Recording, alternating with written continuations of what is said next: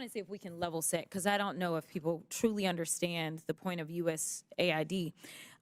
First of all, can I just ask you really quickly, each of you, yes or no?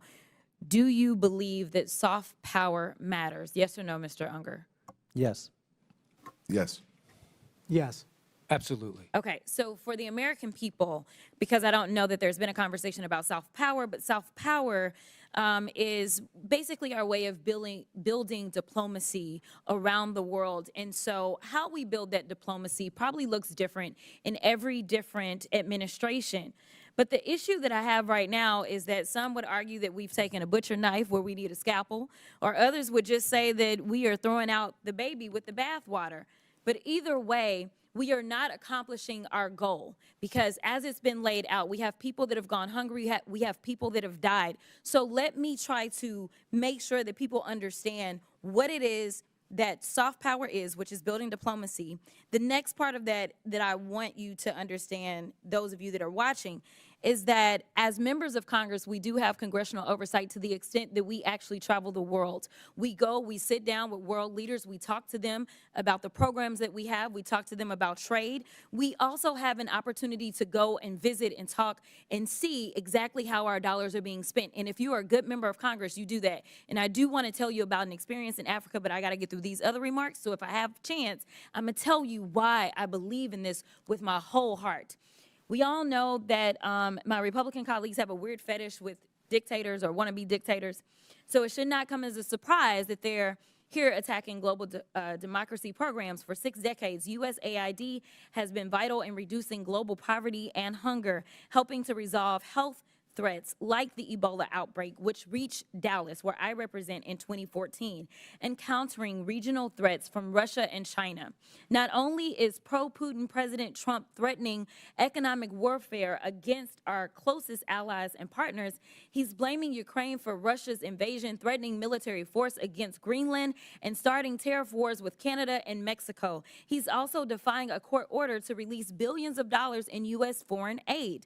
This committee should be providing oversight of the executive branch's illegal impoundment of federal funds. But we're here today so that the chairwoman can peddle new conspiracy theories about U.S. foreign aid. The dismantling of USAID is just another part of the Republicans' chaotic foreign policy and pro-dictator agenda.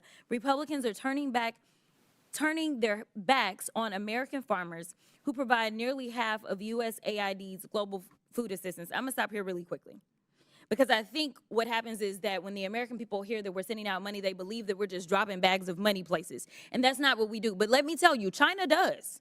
China does. Because I've sat down and I've talked to people, and one of the reasons that we are behind China is because they have argued that there is no red tape. And China is like gangsters. Like, think about the biggest, baddest guy offering you money when you want it, like a loan shark, right?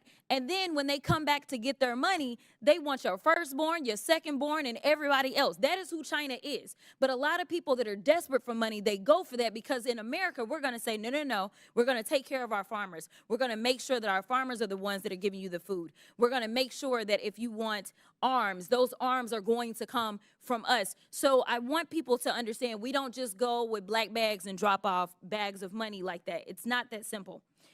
But I want to get to a couple of questions, because I know I'm running out of time. Mr. Unger, the chairwoman stated that, quote, the federal government has been sending billions after billions of dollars to push left-wing ideology, fund radical extremist groups, and usurp the will of the people abroad and here at home. Is saving 20 million lives through the president's emergency plan for AIDS relief, or PEPFAR, part of some left-wing ideology?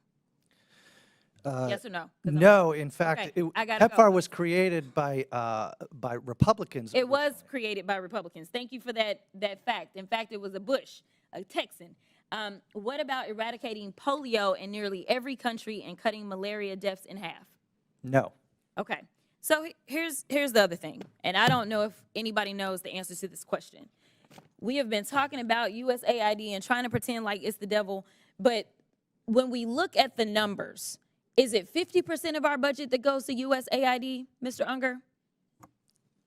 Yes or no? The money that goes to AID is less than 1 cent if all of the federal budget is $1. Thank you. It is less than 1% of our budget. So we are focusing on less than 1% instead of the other 99%. I need the American people to wake up and recognize and start asking questions about these other areas, such as The where gentlelady's line time of has this is mine. expired. I now recognize the gentleman from Georgia, Mr. Jack, for 5 minutes. Chairwoman, Chairwoman, I wanted to ask for unanimous consent to enter an article into the record from this morning. It is an article from the Washington Post this morning titled, "Judge Orders Trump Administration to Pay Millions in USAID Funds That the UN World Food Program is owed more than $820 million in funds," from just this morning. Without objection, so ordered.